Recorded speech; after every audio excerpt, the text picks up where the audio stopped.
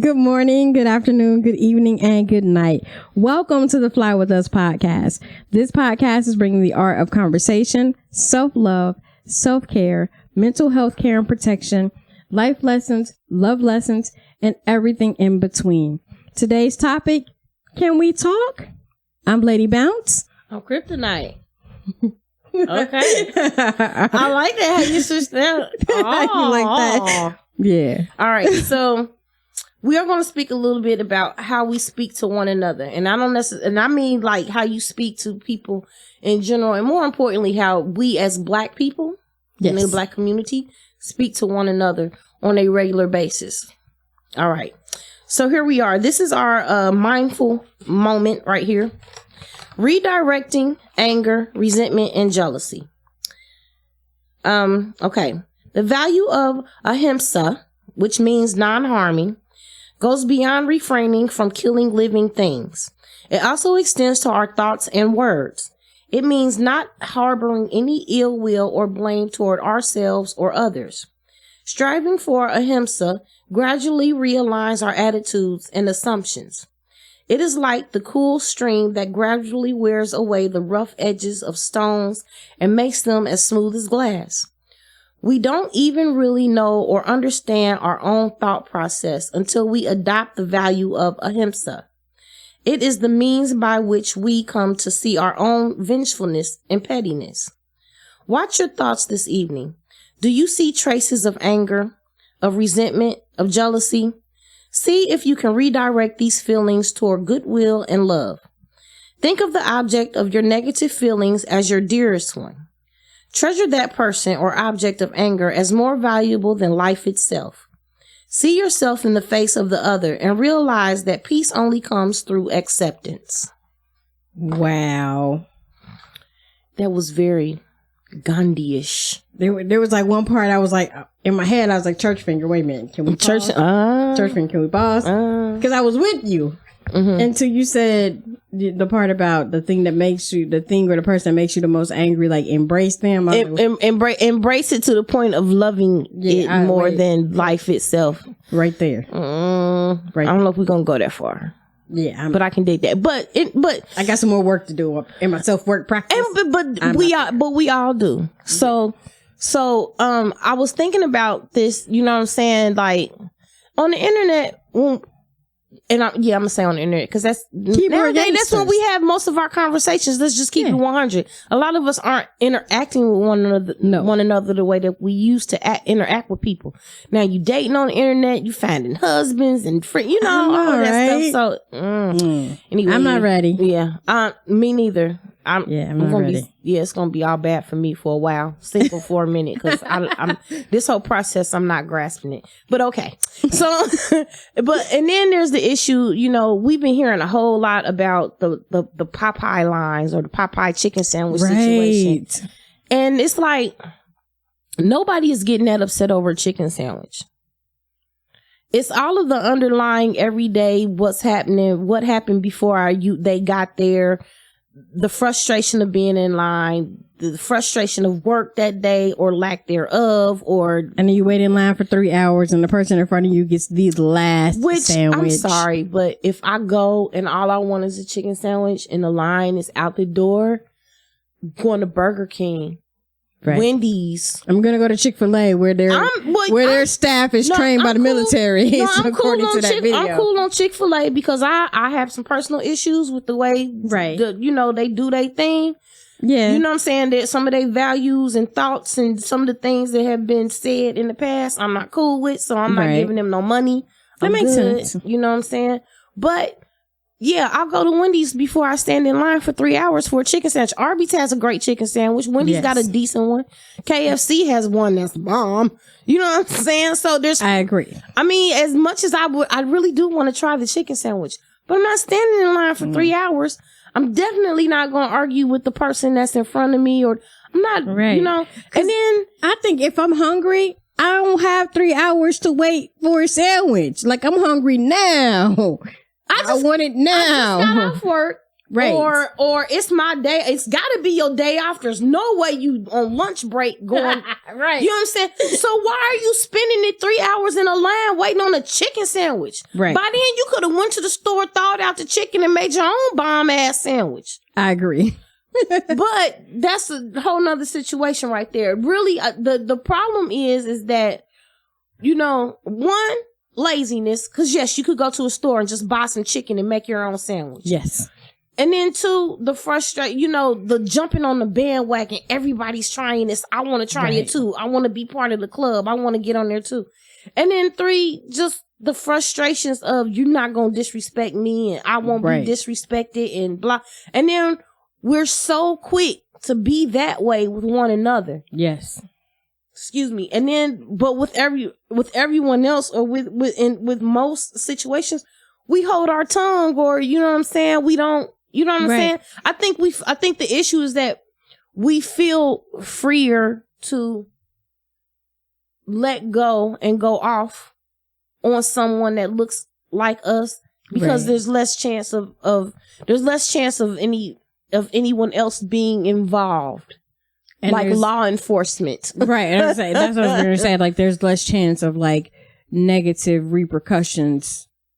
Up to a point. Yes, up to a point. Because you gon' because fight. if I go to work tomorrow and I go off on my boss, I'm jobless. You might get escorted off the premises by security. But if I go off on my coworker who is hogging a copy machine, maybe if you go off on a person in line that just cut you or three people, or just stepped on your shoe, or, you know what I'm saying, bumped into you as they walk past, that's not the same. That's different. You gotta, it's, you know what I'm saying? Like, but it's like, and then the other part too is that even when we do speak to each other, we're not speaking life into one another. No. You know, it's not, everything is so negative. Men and women can't get it together because we spend so much time arguing.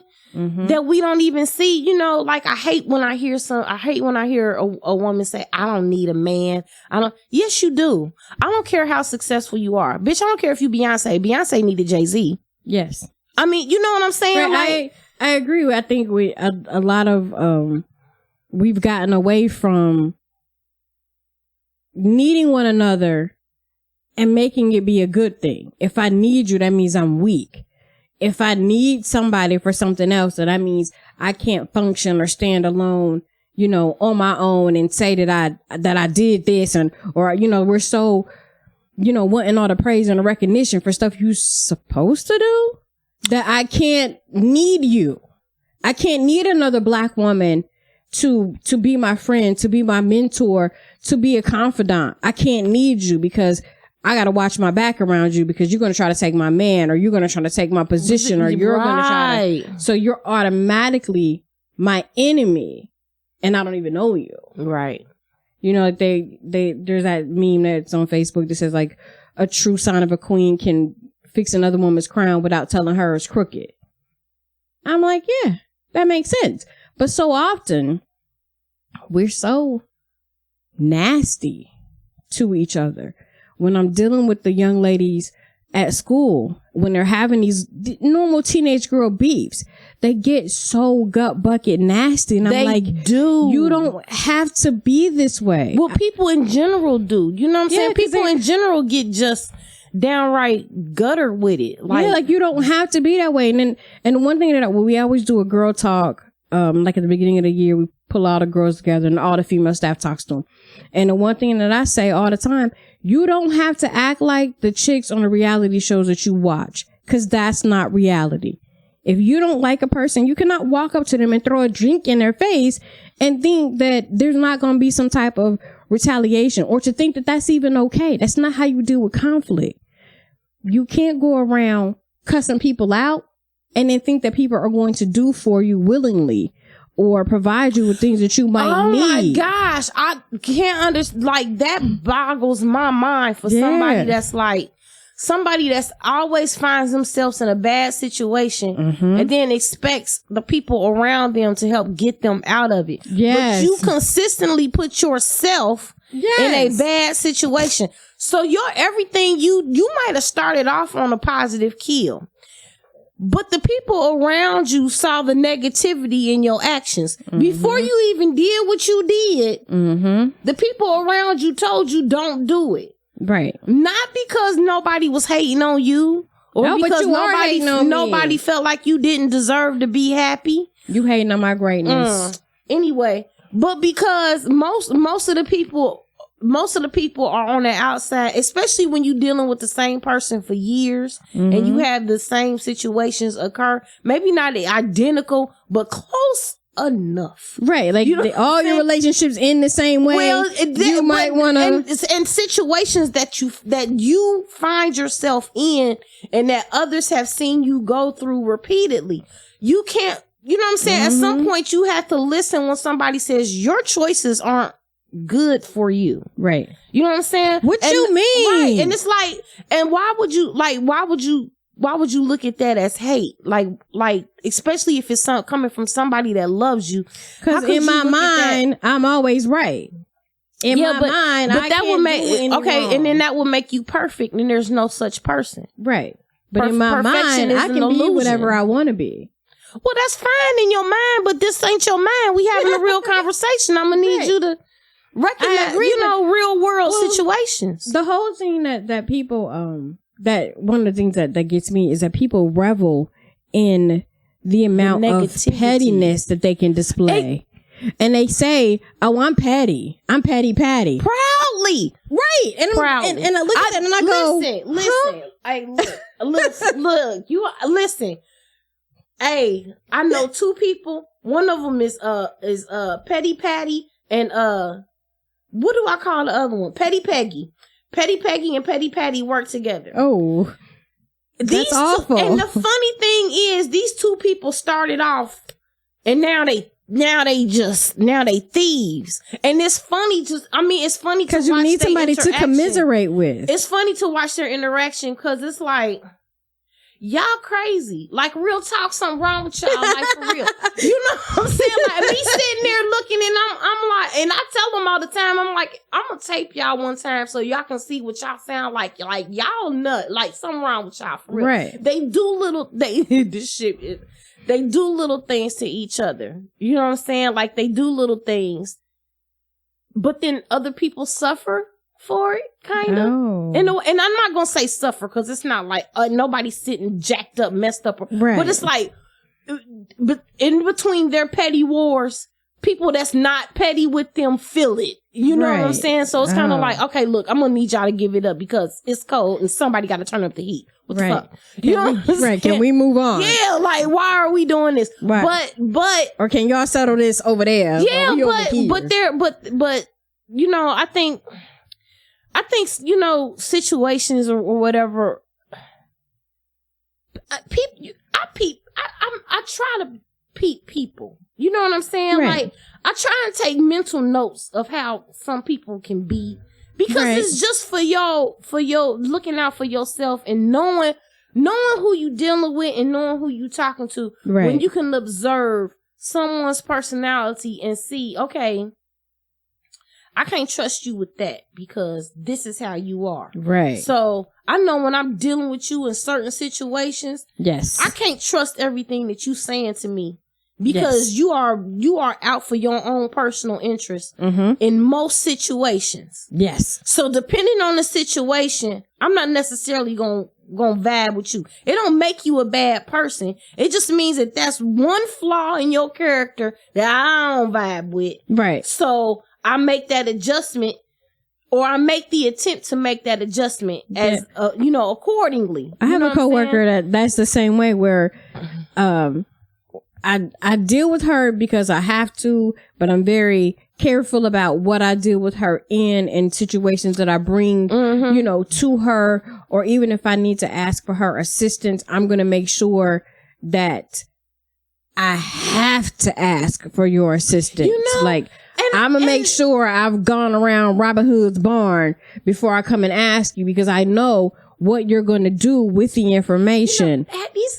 These sessions that we have are so eye-opening into my own psyche. Okay. Because because I'm sitting here and I'm thinking about it, and it's like I do I do guard myself like that, and I do because I don't be on the BS. Right, I don't have time. Which is probably why my circle is so period point.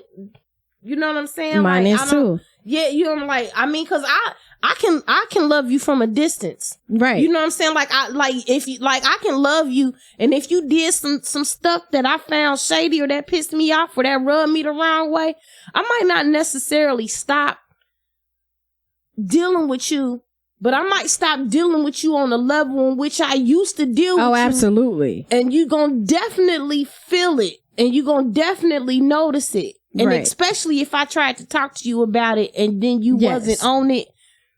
All right. Yeah, because I ain't on it neither. The first step in resolving some of those kind of interpersonal conflicts is if somebody tries to come, first you have to acknowledge that there is an issue. Exactly. And then if somebody comes to you to try to solve or then we have to be able, and correct the issue. You got to be willing to talk about it. And especially if that person is coming to you from a standpoint of love.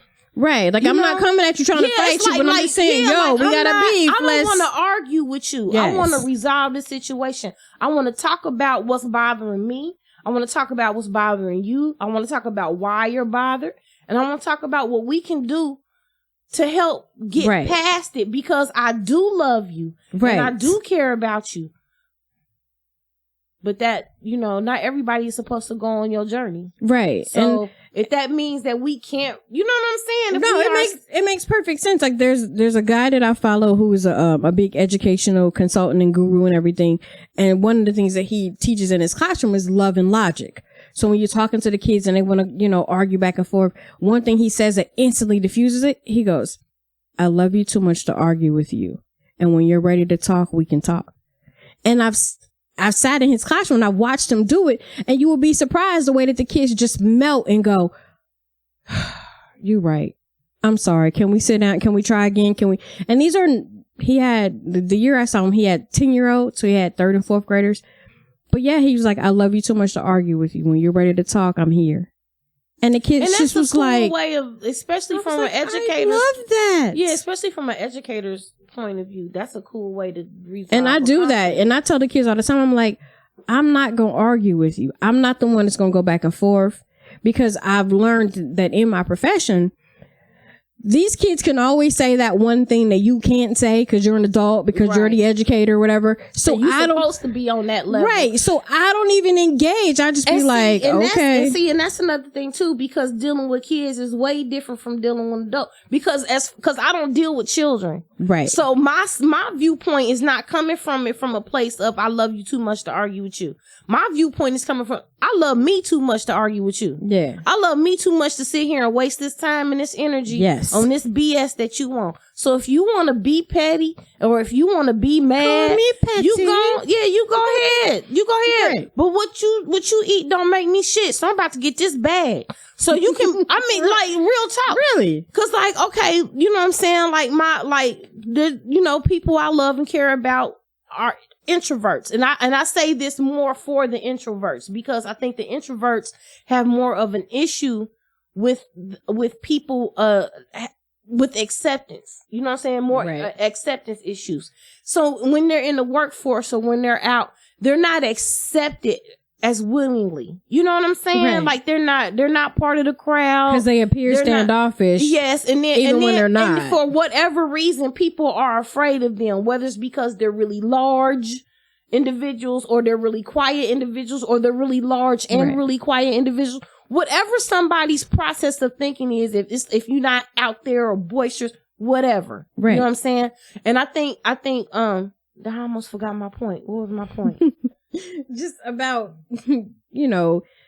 perception. If I'm quiet, then I'm So when you when you working with somebody, and you're working with somebody that's really, really quiet and really kind of standoffish, you know what I'm saying? Instead of people trying to engage them in conversation or trying to get to know them, maybe trying to get to open up, in most cases, you just have people passing judgment. Right. They ostracize you further. They just automatically, you quiet. Why you so quiet? What's wrong with you? Right. Like, I just don't, I'm not a crowd person. I just don't really like to socialize like that. Yeah, that's just not something I do. You got issues, everything is so negative. Like, it's like now we're dwelling on the negativity. It's weird. Like, that's the charge now. Is everything from a chicken sandwich to a Facebook posting. It's all about being negative. And I'm just not gonna, like, personally, I'm a positive person, and I think that my positive personality causes me to attract a lot of people with negative issues and negative personalities. You know what I'm saying? Right. So you have to be careful. You yourself, you have to be careful to protect your energy from those energy vampires. Exactly. Because if you don't, they're going to suck it out of you. You can argue with somebody about somebody that you love. Mm-hmm. Because it's like, please don't do this. I don't want you, like, this is a train wreck. And I have a friend, and I used to tell her, I told her once, I said, watching you, I mean, like, sometimes trying to talk to you is like watching a train wreck happen slowly. Oh. It's like, you know what's going to happen, and you know what's coming, and you yelling, even pushing, get off the track. But at some point, we just got to leave your ass on the track, because you just won't get off. Right. And I'll be damned if I'm going to get hit with you. Right. I mean, you know what I'm saying? It makes perfect sense. Like, that's a great analogy. Like, you can only tell somebody, you can only wish for somebody to do something, to say something, to act a certain way, but you cannot will anybody to do anything. You cannot force anybody to do anything. And then once that person gets hit by the track, they reaching up for you to come. Right. Save me, I'm bleeding. I was trying to before you got hit. When you was whole, I was trying to pull you with me to save you. Now you broken in pieces. Now you want me to pick up the pieces. But look, I just got a broom. I ain't got a dustpan or no super glue. Right.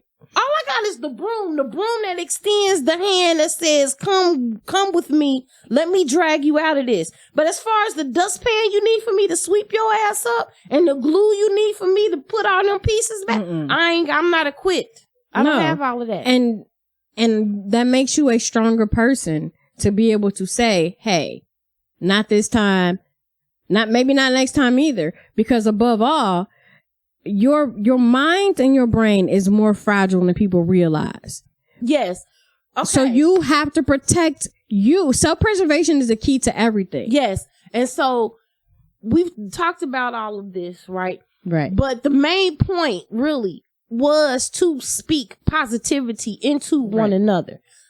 Excuse me. We've been talking about the negative and the right. But the thing is, and then that's nothing to, because I'm telling you, girl, look, because even when you speak, you have some people that's so negative and so damn that even when you speak the positivity, they reject it. Yes. Like, I ain't never seen so many people when, like, because I don't know how to receive it. I've got words of encouragement for anybody. Like, I don't, like, whatever you going through, I promise you, I'm going to find something in there for you to hold on to and grasp on to. Let me not make that promise. I'm going to try really, really, really, really, really hard to point out that thin silver lining for you to hold on to and grasp on to and just cling to it and hope that it pulls you up out of whatever it is that you in. Because I believe in speaking life into people and being real, not fake stuff. You know what I'm saying? Yeah, and I don't want the fake. I want your fake love. I don't have time for that. I'm not trying to fake you out. I'm gonna keep it 100. Right. But I'm gonna try and help you find that one thing that's real, that's good. Right. And let's find that and let's hold on to that and let's see if we can't use that to help pull you along and get you up out of everything else. You know what I'm saying? But that also goes in line with what we talked about, a few weeks back about, unity amongst Black people. And one of the reasons why we find it so difficult to speak that life into one another is because we're so caught up in you are my enemy, you are my competition. I don't see you as anything but my enemy and my competition, and not realizing that I need you just as much as you need me. And that's the only way that we're going to pull ourselves. And then we got so much. And then we got And that's, and it's like that in the workplace. It's like that in society. Yes. As far as competition amongst ourselves, either in friendships or relationships, and it's like, if I'm having it bad, then, and I tell you, oh, my life is all bad. Everything is bad. This is bad. This is bad. This is sad. This is what's going on. And then you feel like when you talk to me, you tell me what's going on in your life, you have to like one up my story. No, well, you broke your toenail. Well, girl, let me say what happened to me this morning. I was getting out the shower and I broke my whole hand. Now I got this, not like, well, it's sorry, not. That's a one up right there. Yeah. But it shouldn't be a competition. But I don't want to, but why, I'm not understanding why we having a competition about who's got it worse anyway. Yeah. Well, I used to have a friend, no lie. We're not friends anymore. And that's what I say, used to have a friend. We grew up with similar circumstances.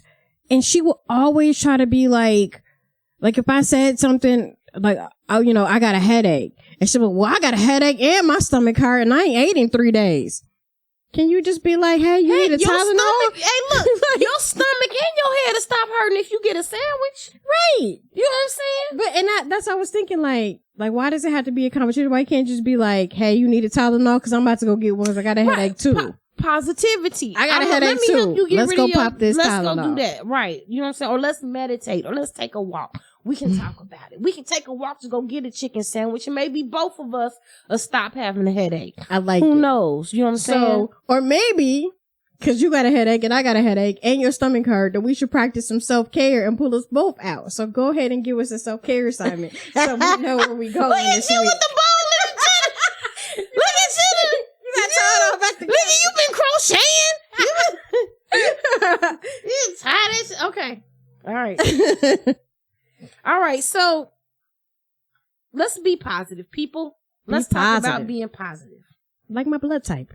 All right. You know what I'm saying? Like my attitude. Okay. All right. So optimistic thinking focuses on what's going well in life. The beautiful, the fun, and the well done, rather than the ugly, boring, and potentially hazardous. An optimist sees a glass half full, as the saying goes, and even puts a flower in it. Okay. Why? Seeing life as beautiful and fun increases not only your happiness, but also the happiness of those around you. Whenever you are faced with a tough situation, do your best to see all of it, including potential silver linings. Hot dog, what I tell you about a silver lining? Boom. Staying positive helps you weather Staying positive helps you weather life's storms, big and small. So my thing is this. Listen, people, we need to speak life into one another because all this negativity is bringing us down. It's causing us to fight over chicken sandwiches. It's causing us to do really goofy, crazy stuff.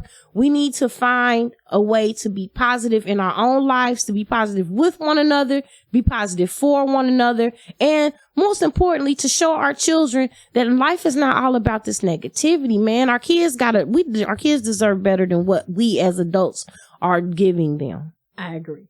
So you've heard the phrase 1,000 times in your lifetime, sticks and stones may break my bones, but words would never hurt me. False.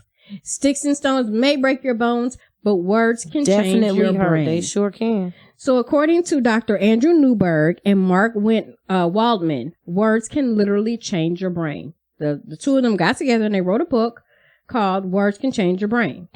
They say in their book, a single word has the power to influence the expression of genes that regulate physical and emotional stress.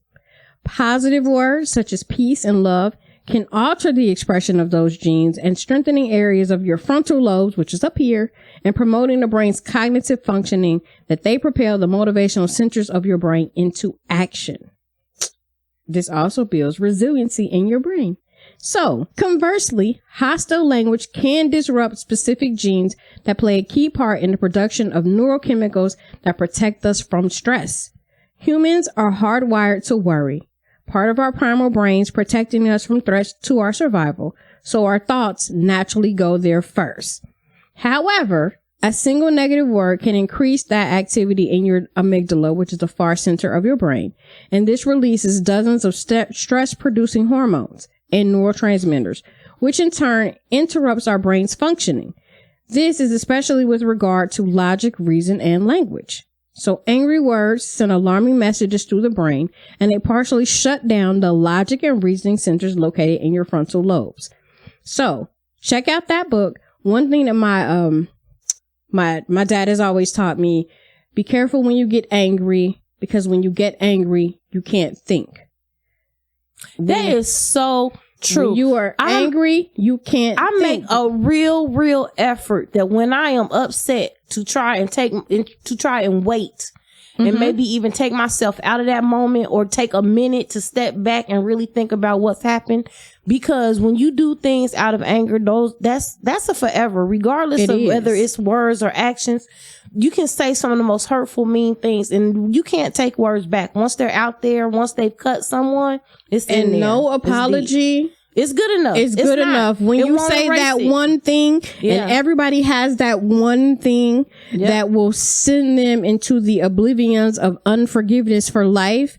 Once you say that one thing, there's no apology. There's no flowers. There's no candlelight dinners, foot massages. I won't say that you can't come back from it. You can.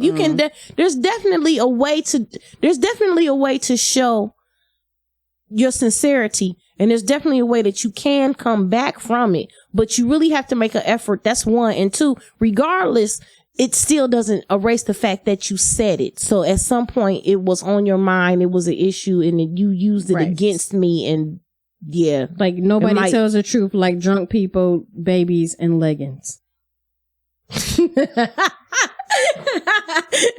So with that being said, don't look at my things. On SoundCloud, on YouTube, on Facebook. Interact with us. Let us know what you're doing for self-care. The holidays are coming up. We want you to stay in line, stay in tune with your body.